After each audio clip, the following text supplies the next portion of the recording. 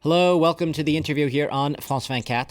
Ban, find, inspect, and then destroy. That's the four-step plan Russia is proposing to strip the Syrian regime of one of the world's largest chemical weapons arsenals and to avert a threatened U.S. military strike.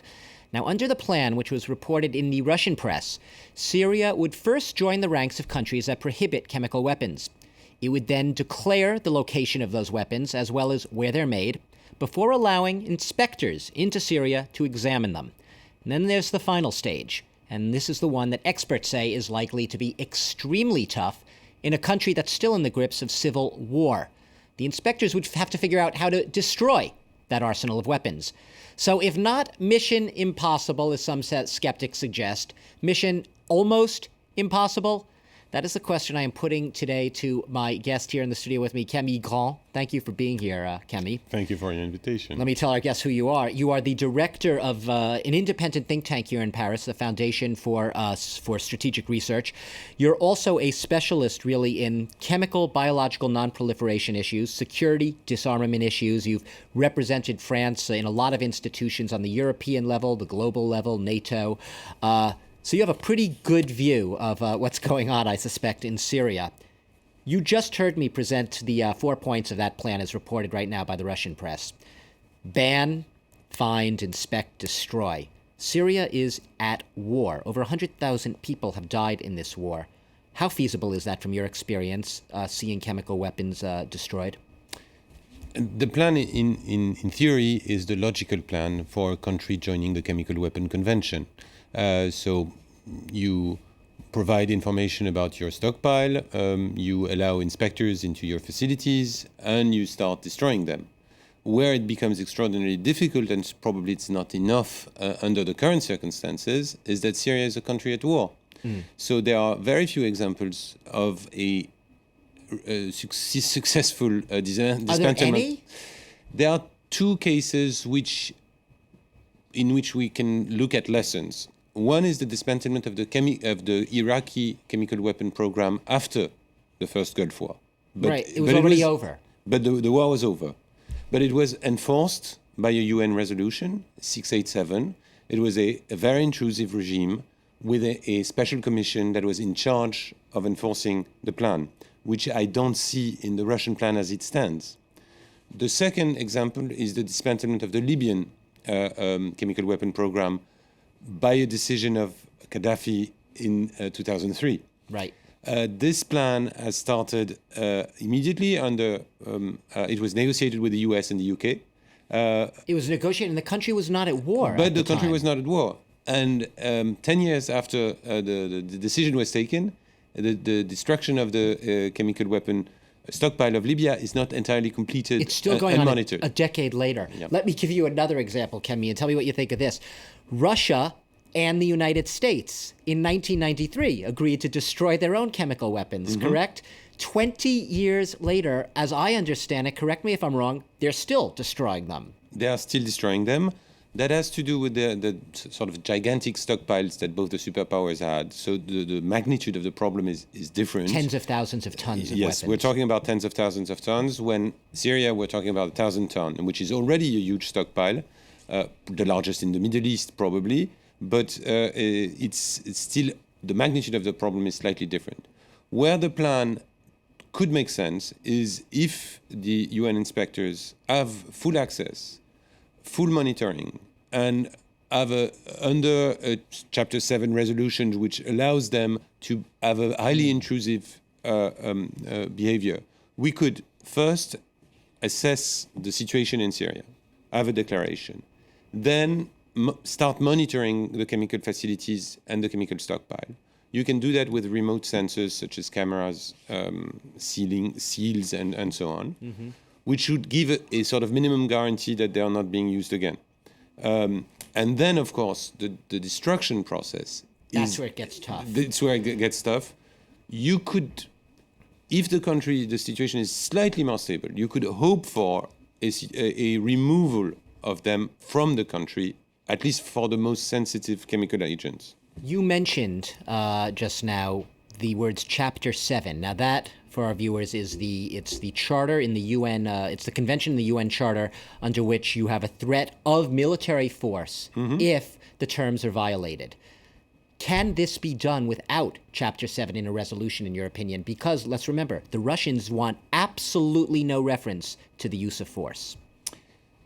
I think it would be very difficult without such a threat in the background to ensure the full cooperation of the Syrian regime. In arms control, there is a saying which is trust and verify. And in this case... Ronald Reagan said that, didn't he, I think? And if you want to trust and verify, in a case of a country that has used chemical weapons, you do need to be extremely precise in the rights you have to go after any violation of their commitments. Because otherwise, this chemical weapon use, which is a very rare thing, would not be sanctioned. We would just be in a sort of having a casual conversation about Syria joining the Chemical Weapon Convention and being one of the few So in your opinion, countries. You do need a resolution that in some way has a little bit of bite in it, something that is backed up. Is there, beyond Chapter 7, what could we refer to? That is creating pressure. Because Chapter 7 allows, it's not allowing the use of force in principle. It's just saying that the Syrians are under pressure. It's a mandatory resolution. We're not cooperating in a friendly manner with the Syrians. No, it's compulsory. Okay, but let's pretend it's not in there. The Russians say, "Niet, no Chapter 7." What can they put in that resolution to make it tough? What probably they will try to avoid is anything that leads to use of force. So where if everyone negotiates in good faith, there might be a room for maneuver. Is to find the exact spot where the Russians have some reassurance that the West will not use the resolution to use force without their consent, and where the West says we have some credible threat of sanctions on the Syrians if they don't implement that. Tricky diplomatic wording. And one of the key is, of course, the calendar of the implementation. Because if you do have precise deadlines, within a month, we want a full state-of-the-art vision of the stockpile, their location. Within 2 months, we want the inspectors in checking that. Within 3 months, we want... So that could be something that keeps this process moving along. Bashar Assad, by all accounts, he's not stupid. He has kept these weapons in very safe zones, controlled by the regime. How do you know, if you're an inspector going in there, that you have the full and honest declaration of where these chemicals are, even with all your fancy instruments? And it's going to be extraordinarily tricky, once again, in a country at war. In Iraq, it took years to get a fairly detailed account of the Saddam stockpile, and so that was very difficult. So altogether, the key is full cooperation, full access.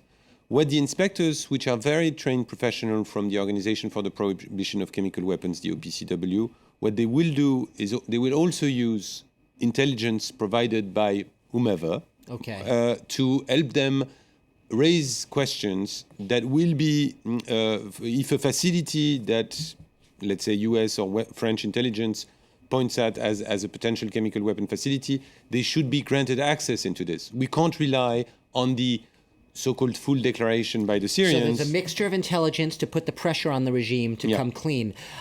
When they're there, the inspectors, they're at a site, they have the weapons, they see the arsenal. They have to presumably do it on location. They do not take the weapons out of the country. They are dismantling them there. There are risks to that as well. Indeed. So what the inspectors will do is first locate and identify. Then what they can do, again, provided there is some genuine cooperation on the part of the Syrians, is neutralize. So, for instance, you remove the chemical warhead from the rocket so that it can no longer be used in the battlefield. So you have a sort of... But we're talking about before, you were just talking about the stocks of chemicals. We're not talking about the weapons themselves, just chemicals. The precursors will stay there. So if you want to dismantle them, you have a rather rude way of doing it, which is to sort of, and that has been a problem in Iraq, for instance, you just throw them in the desert and you get rid of them, and then you need to account them. If you want to do it in an environmentally friendly fashion, which of course is difficult to make it a priority in a country in a civil war, you need to create a facility for the destruction of the chemicals, which is a very costly and complicated. That's what I was getting at. So you do have to build a separate infrastructure, so to speak, in order to properly destroy these weapons. Sounds enormously tricky, Camille Grand. We're not going to be able to get into all the details today, but I get the sense that this is a long and a costly task that's going to require a lot of cooperation and a lot of trust on both sides. Indeed. Thank you very much for joining us today here on the interview. France 24, Camille Grand, Director of the Foundation for Strategic Research, independent think tank here in Paris. We've been talking about Russia's 4-stage plan for finding and destroying Syria's chemical arsenal. Thanks for joining us today here on the interview.